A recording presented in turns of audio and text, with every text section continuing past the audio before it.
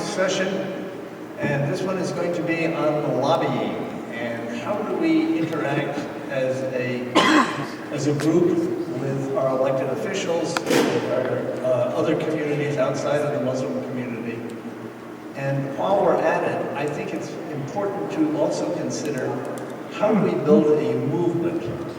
That is to say, the movement is more than just isolated attempts at getting things done. It is a systematic attack on the problem. And I have to say that when we talk about lobbying, we're really almost talking about two different things. We're talking about, on the one hand, going down to a legislative office, giving out handouts, giving out bills, trying to make a little pitch for the kind of legislation we'd like to see. But that's not a movement. That's just going down and visiting an office. A movement is where you actually care about it, and you want to get something done. And so you go back to that office over and over and over again, and you bring your friends, and you register to vote, and you find out who the legislators are and what is going to move them. You actually care about it, and you try to do something about it. And there are two different things. You can say, I lobby. I've been once to my congressional office, and I talked to the person. But that's not lobbying. Lobbying is done by people who actually care about the issue so much, that they are willing to go back every month, build relationships, try to understand the people they're talking to. And so I want to introduce Lynne Jackson. She has been doing a lot of lobbying over the years, and she's going to tell you a little bit about her experience. Hello, thank you so very much. Can everybody hear me? Yes. Okay, good. All right, so I have a question for you. What is the number one thing you should do when you want to go and make change in your government and you want change to happen? What's the number one thing that you should do? Steve? Oh. So the number one thing to do is to register to vote. Because if you register to vote and you vote, and the reason for that is because the politicians, they don't know how you vote, but they know that you vote. So if they look at a community and nobody comes out and votes in that community, they're not going to pay any attention to you. You're not serious. You need to register to vote and vote in every single election. These days, politicians have these apps that when they want to do a campaign, they look at their app, like, the people on the ground to go door to door to ask people to vote for a particular candidate. And they know if you don't register to vote, they will not come visit you. If you don't vote every time, they won't come visit you. It's the people who register to vote, and they vote every single time. Because this is the single most important thing to take away from this. I've worked on campaigns where people won by 3 votes.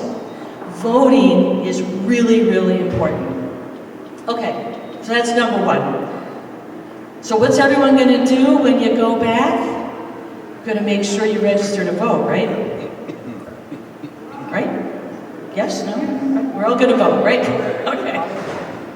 Got to vote. So the next thing is you need to learn a little bit. Oh, there's one more thing about voting. So when I was a student and I moved from my little village to the big city of Albany, New York, which isn't actually that big, but I moved to the city, I had no idea who to vote for because it seemed so confusing. I didn't really know, who do you vote for? So I met my friend, Regine Adams, and she was like a mother to me. And I would ask her, and she and I really aligned on our values. So she was my friend who knew my values, and we knew each other. And I would ask her, Regine, who should I vote for? And she is the one who taught me how to vote, because it is confusing when you go into that voting booth and you may not know, well, who do I vote for? And my friend Regin showed me. So what you do is you find somebody who is knowledgeable about local politics and ask them, someone whose values align with yours, and ask them who they're voting for. And that's how you learn how to vote. Because if you're not familiar with voting, it's really important to get some help along the way. And the irony of all that is when my dear friend became quite elderly and she didn't follow politics anymore, she would say to me, so Lynn, who are you voting for? And I could tell her who we should support. Anyway, so the next thing is, you need to get to know your government. You know, is your government, do you live in a city? Do you live in a town? You know, who is the local government? Because these movements start from the grassroots, and it's really important that you get to know the local people.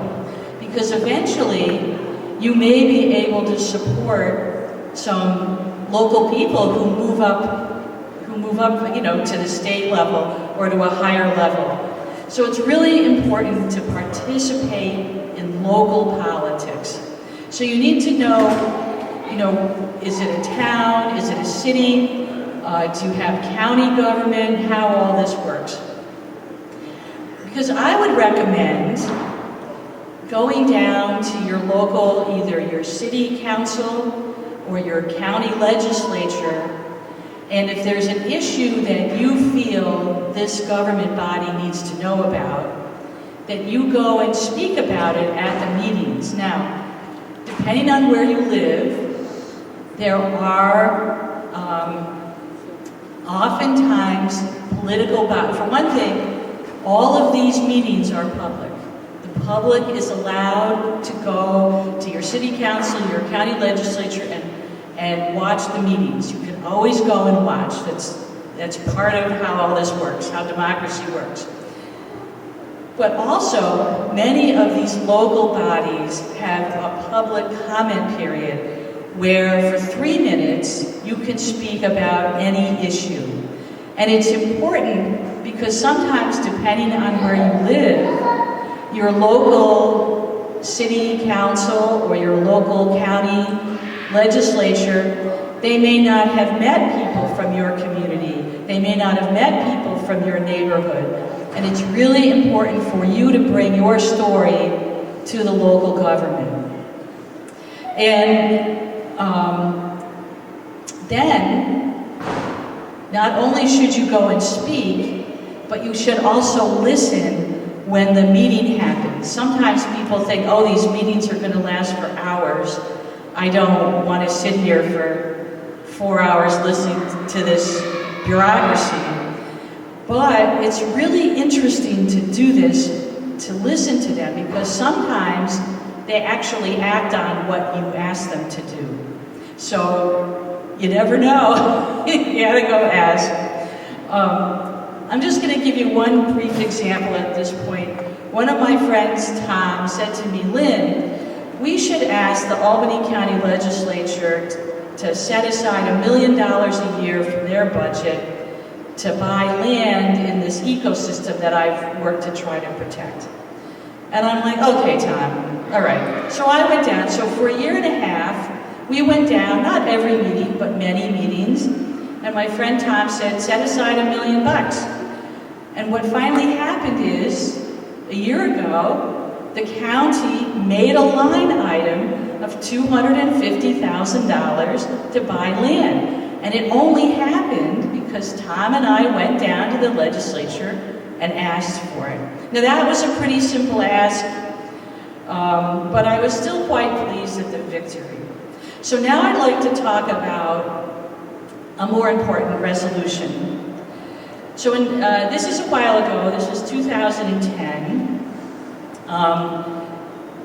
The city of Albany, I became involved with the issue of preemptively prosecution of Muslims when 2 men in our community, Yassin Arif and Mohammed Hussein, were arrested. And one of my friends, who happened to be a county legislator, said to me, Lynn, you need to get a resolution passed to support the Muslims. So I'm going to read just the title of the resolution. So what we came up with is Resolution Urging the U.S. Department of Justice to review the conviction of Muslims who were preemptively prosecuted to ensure their fair treatment under the U.S. Constitution and Bill of Rights. So, and I have copies of this on the table in the back if you want to take one with you. So the issue is, well, so how do you pass a resolution like this? How do you do that? And what I did, so our Albany City Council is fairly large. There's 15 members. And at that time, the president of our mosque, Shamshad Ahmad, may he rest in peace, had written a book about the Aref Hossein case. So I had many copies of this book. So I started to, at public venues, and I would run into council members. I would say, can I meet with you? I want to talk to you about this important issue. And I always remember one of the council members who was quite sympathetic to the environmental cause I'd worked on. And I said to her, her name was Kathy, I said to her, Kathy, can I meet with you about an issue? I want to talk to you about something. And she looks at me and she says to me, Lynn, you want to talk about the Muslims, don't you? And I'm like, yes, I want to talk about Muslims. And I went to her house and she made me coffee and I gave her the book and I explained the resolution and I asked for her support.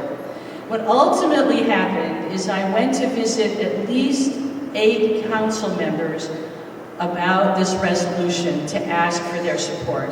Now, it did take quite a bit of time, and but it was so important to me to get this resolution passed that I set aside the time and I met with people. Now, I also had to find, I left out one piece. So my common council member, whose name is Dominic Casolero, and I believe he's the best politician in the United States, okay, maybe I'm a little prejudiced, but he's a really good man. Because you have to have somebody sponsor your resolution. And I went to him at some public meeting and we were sitting in the corner talking and I said, Dominic, would you offer this resolution?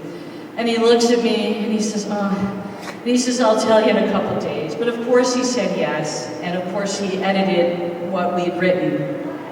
But he carried the resolution. So basically we had someone to carry it, Dominic Casolero, and then I lobbied other council members. Now, Dominic and I worked together to figure out what day the vote would be. Because the reason you do a resolution like this is this particular resolution does not carry the force of law. It's only a recommendation, a suggestion. It's a resolution that would be sent to the congressman because it's asking the Department of Justice to do something, which is federal. So it was really important to have a lot of publicity around this issue because not only did we want our Congress people to do something, but we wanted people in the community to know that preemptive prosecution of Muslims was happening in our city, and we wanted people to know that. So we arranged, we sent out press releases, we got the TV, the video, the radio, newspapers, and we invited everybody that we knew, especially family members of wrongfully prosecuted Muslims, to come to Albany. And we arranged it so that we would speak during the public comment period, because there was no public hearing, it was public comment period. And people could speak for 3 minutes, and we had a lot of people come. We started with a march. So Mohammed Hussein's wife, still had the pizza shop that Muhammad and Fatima ran. So we met near there, and we marched to City Hall with our banners and everything. We went down to City Hall, and there were 3 children who spoke at this hearing, at this public comment period, asking for their fathers back. It was very moving, and we spoke for 2 hours. And then one of the more conservative Common Council members wanted changes in the resolution. He didn't want all the wording of the resolution. So they had a brief break, and Dominic and he were talking, and finally said, no, Dominic said, no, we're just going to call the resolution. Either people vote for it or they don't vote for it. And what happened then was very interesting to me. So Dominic called the vote. Now the Common Council members could speak. And I was very surprised at what some of them said. Because we do have in Albany, even though it's a little city, we have quite a bit of diversity. One of the Common Council members was born in Russia, Soviet Union.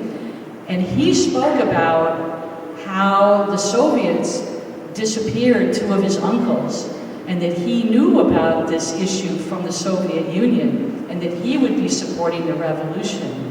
I'm sorry, not revolution, resolution, excuse me.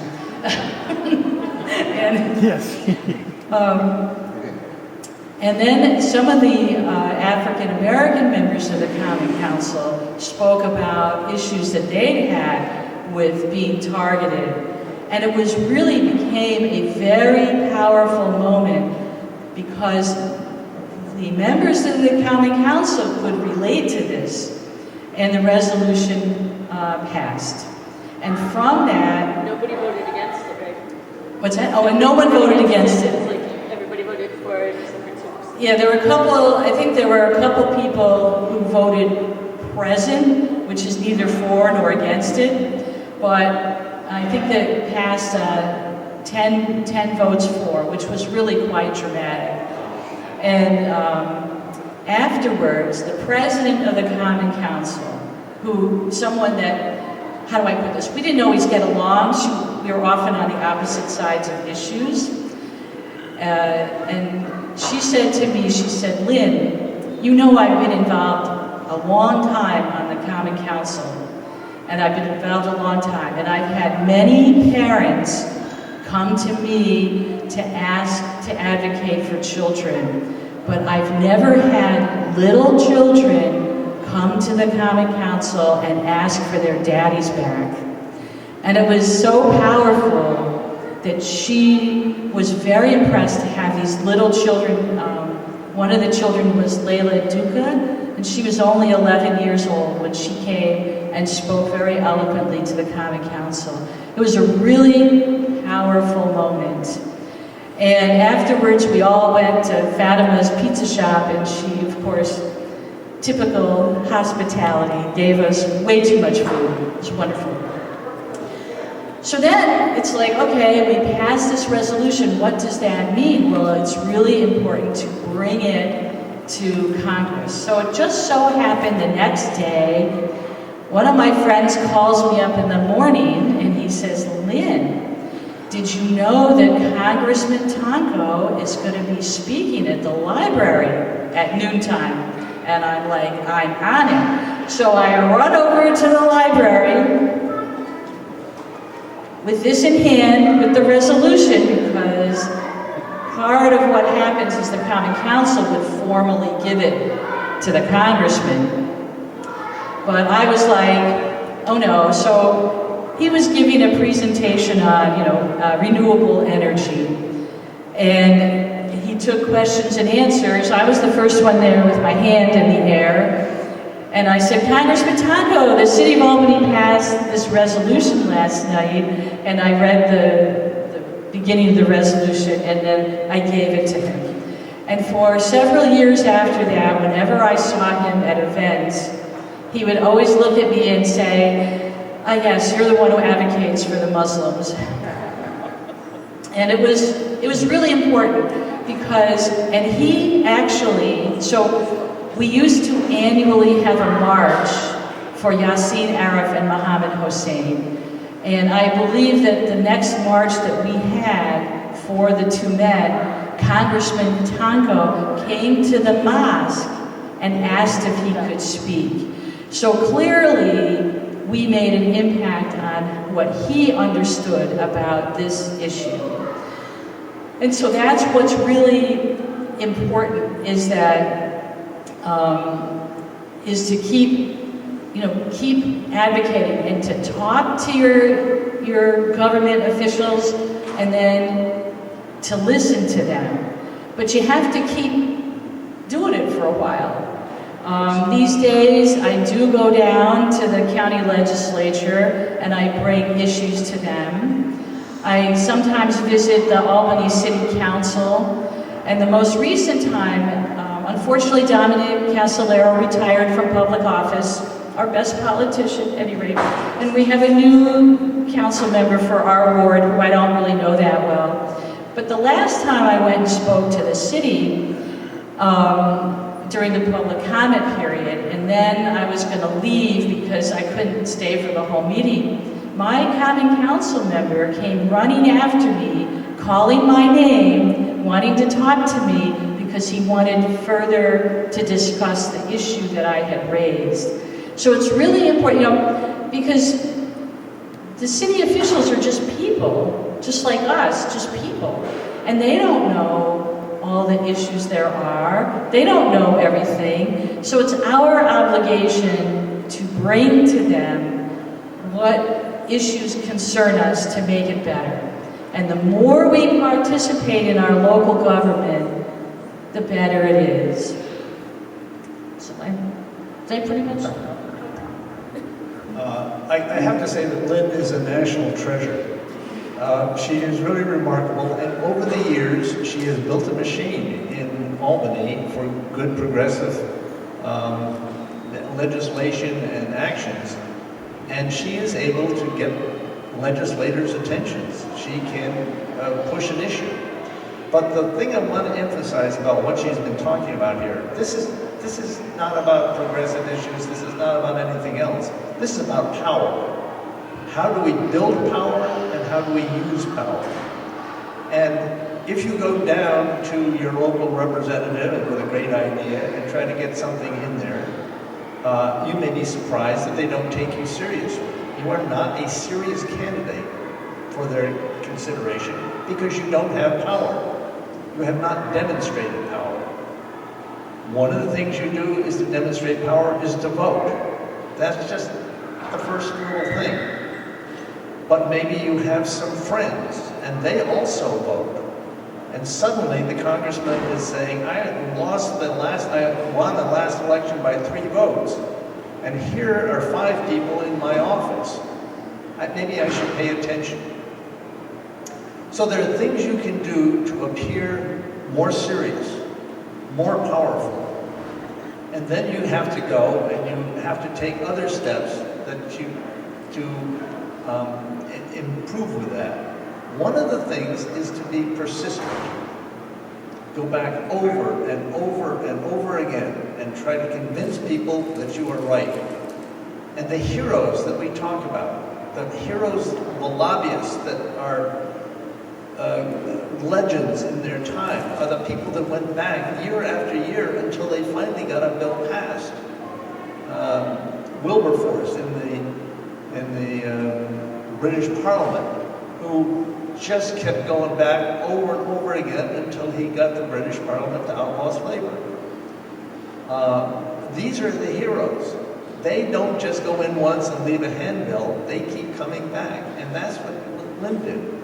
She sued the city of Albany 30 times, at least, in order to save a piece of land out there, the Albany Pine Bush, which is now a nationally recognized wildlife sanctuary. But boy, is she persistent. And they know, the legislators know, that if they don't do what she says, she's likely to sue them. And that actually works. So anyway, I just wanted to follow that up. Is there any questions now anybody has about the legislative process? Yes? I don't have a question, but I just want to I want to just speak. Can we meet halfway here?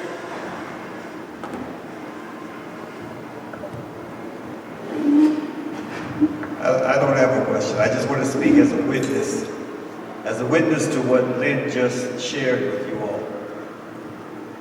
The case of the two brothers, the Muslim imam and the businessman in upstate Albany, New York. That case was my introduction to Albany. That was my first time ever coming there. That case, because of that case. And I was also privileged to be present at the city council meeting that she referred, and it was packed. In fact, that was the largest, that was the most well-attended city council meeting I had ever attended up till that time. And I was very impressed with what I saw. I was very, very impressed. So I'm a witness, and in fact, it was me witnessing that power move in Albany, New York, and the folks behind it. It was my introduction to Project Salam. And this is what compelled me when I returned back home to subsequently have that conversation with Brother Sammy Al-Arian. And I was very, very complimentary on the members of this organization, this grassroots organization, Project Salam, Lynne, Kathy, Steve, and a number of others. And also, being introduced to that city councilman, Castellero, it was very powerful. It had a very powerful impression on me, and this is what led me to having, again, that discussion with Sammy, and strongly recommending that you need to meet these folk up in Albany, New York, and invite them to be a part of this effort that became first the National Coalition to Protect Civil Freedoms, and now today the Coalition for Civil Freedoms. So I'm a witness. That's all I want to say.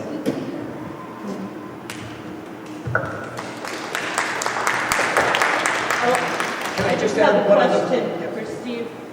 Can you, I guess I'm a plant, but can you describe getting a bill passed in the New York State Legislature for prosecutorial misconduct? If there's time. Maybe yes. quickly. Yeah, very quickly. I was, most of my career, my career was with the New York State Commission on Judicial Conduct, disciplining bad judges. And we had a lot of bad judges in New York. Every year we removed more than the rest of the country combined, I think. But after I retired, I became involved with a group that was concerned about wrongful prosecutions, wrongful convictions. People were spending dozens, decades in jail for crimes that they never committed. And because of prosecutorial misconduct, clogging up evidence and so on. And there seemed to be no way to get rid of bad prosecutors. And so we suggested, what about a commission on prosecutorial conduct? And at the time the idea came up, everybody laughed. They said, that's not possible. You could not pass that bill through the legislature because the prosecutors have a grip around the neck of every legislator there. And they will cause such a mess that nobody will vote for it. And said, all right, maybe they won't, maybe they won't, but we can try. And we fortunately had a legislative genius, Bill Bassman, who had been formerly in the legislature and then had been charged with raping a girl, which was a completely false charge, but he ended up spending years trying to clear his name. And it basically destroyed his political career. And he was so mad about it, he was determined to do something. And talk about his passion for getting justice, not just for him, but for all the people, all the wrongfully convicted people in New York. He would go down there and talk to everybody about this bill. He was so annoying to be with because if you were in the elevator, and as soon as the door closed, he'd go around and he'd start talking to everybody in the elevator. And the people couldn't get away. There's no way you could get away from him. You had to sit there and listen to him. It was the most annoying thing I've ever seen. people would see him coming down the hall and they would turn, Bill, I know, I gotta vote for it, and he would run away, you know. But boy, was it effective. He pushed this thing and pushed this thing, and he got it through in 5 years. And we just, we're the first state in the nation with a commission on prosecutorial conduct that independently can evaluate evidence and remove bad prosecutors. Having seen Bill do that, I am convinced it can be done. I see how you do it now. But you have to have the passion. You have to care. How much do we care about Gaza? Everyone in this room, we all say we care about Gaza. Do we care enough about Gaza to go down once a month to our elected representative and sit down there and talk to them about it? Do we care enough to bring groups of people with us and talk to our elected representatives? Do we care enough, and I can go down the whole list of things that we should be doing, if you really cared, and as the professional politicians would say, if you're not willing to do that, you're not serious. You know, it's a great idea, but you're not serious. Great ideas, really important ideas, can be pushed through a legislature, can be put into law, can be made to be forced to see. But they're only able to do that if people care enough to actually go and grab power and use it. And right now, when I'm looking out there, I am not seeing the Muslim community, the moral community, the other kind of communities that we need seriously grabbing power and using it. We're afraid. And that's what we've got to overcome. Bill, any other questions? Sorry, I didn't to put a damper on things.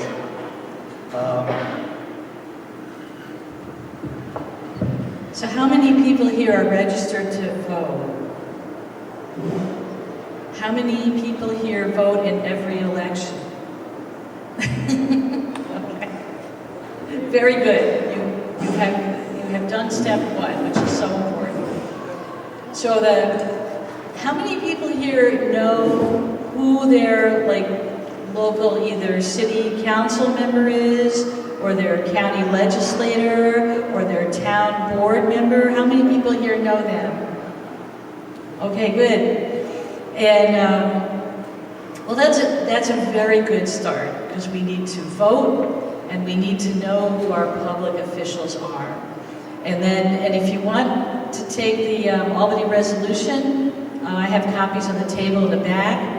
Also, the City of Albany recently did pass a resolution in support of Gaza, right? That was yeah, they did pass that. The county legislature, the Albany County legislature, unfortunately, I believe they did not vote to support Gaza.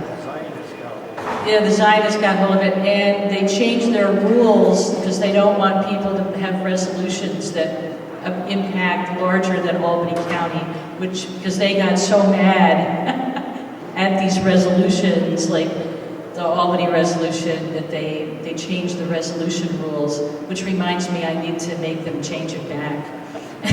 Right. So I'm so glad everybody votes, and are there really no more questions? No more? Yes? What effect does it have if your Albany, council passes a resolution? Where does it go? So the question is, what effect does this Albany County resolution have? And that's a good question. So the most important thing for us was to publicize it. You know, we gave it to our congressman so he was aware of our concerns, and we used it as massive publicity so that people would know that Yassine and Mohammed were innocent men that were wrongfully prosecuted by the government. And I think it made quite a difference. There were people, now they were arrested at this point 20 years ago. I can't believe it's been 20 years. They were arrested in 2004. But people who were in Albany at the time and remember the case, I would say most of the people that I have met and talk about it, they know that Yasin and Muhammad were innocent. And that is really important, is to get the word out that the Albany Mosque is not a terrorist mosque. It's a mosque on the, it's a mosque. And that they were that they were wrongfully prosecuted. Also, I think that the Albany resolution built on other resolutions. Because in 2003, the Albany County Council passed a resolution to object to the Patriot Act, if people remember that, from the Iraq War. And in 2009, the Albany County Council voted to support immigrant rights. And so this resolution can be built on. Albany is a sanctuary city. Obviously, the federal government is targeting immigrants. It's awful what's happening. And that if the Albany County Council decides they want to pass another resolution to object to what the federal government's doing, it will build on that. So basically, what you really want to do with these things is to bring publicity to them so that people realize that there's something going on that we need to address. And I think that makes a lot of difference. Yes? So I'm wondering about the one support of Gaza. Here it is a world issue, really. Definitely a national issue on our part, too. But you're just a county, right? Well, the city...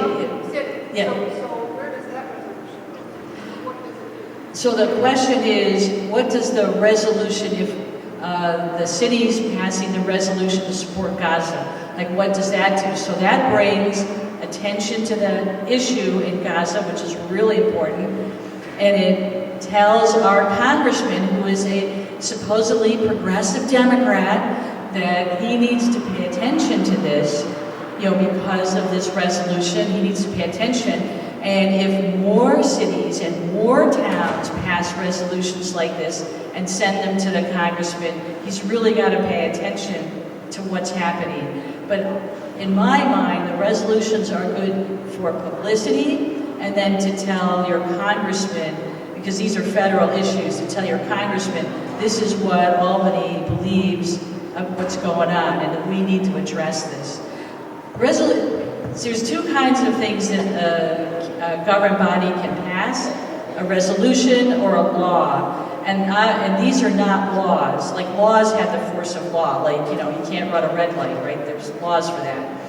But this is the direction, this is what the government body believes.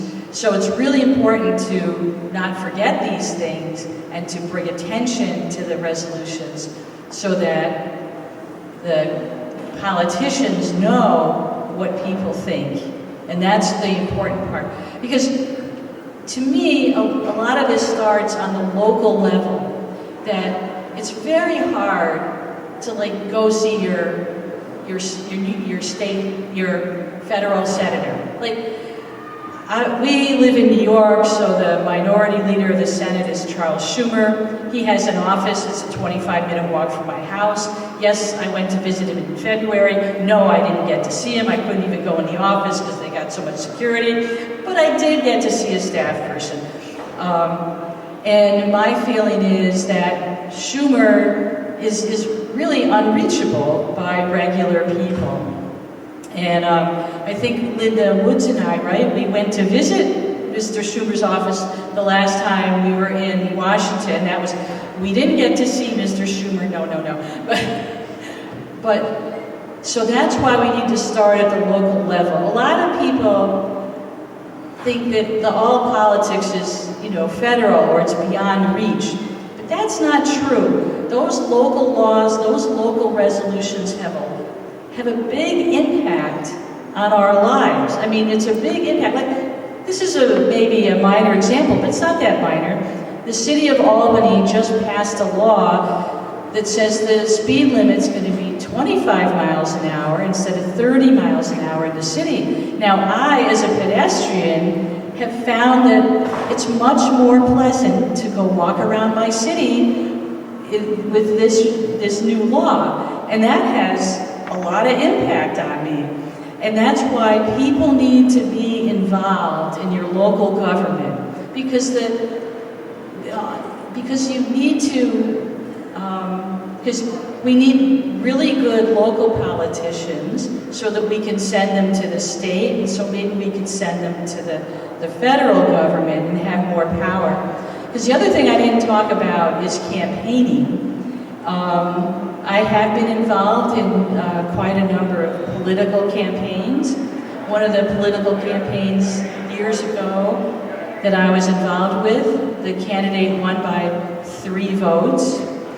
And it's really important that we want good people in office. And when you get involved in your government, you know, you may realize that you may want to run for office, or maybe your friend runs for office. I have a feeling you know about this, Julie, right? Running for office, right? You know about this. And you find people, because you were on your city council, right? So it's a good thing to run for office, to run campaigns, because we can get good people in office. There's a man now running in New York City, and I think his name is Zoran Mandami, who I think is Muslim, right? I'm pretty sure he's Muslim. And the fact that we have in New York City, which is obviously a very big city, to have a Muslim have quite a shot at winning to be a mayor of New York City is a big deal. But it starts out locally. His first campaign was not running for, for mayor. His first campaign was a much more local office. So we need to encourage young people with progressive ideas to run for office, because we need to get people in there. We need to get involved. I'm embarrassed to say that in Albany, we're having a school board election in May, and there's not enough people running for school board to have a full school board. And it's like, what's going on in my city that we don't have enough candidates to even make up a full school board? But at any rate, so make sure you register to vote in every election, and go meet your local people. Persistently. So thank you so much. Yeah, don't take no for an answer. All right, I have lectured enough. Thank you for your very useful information.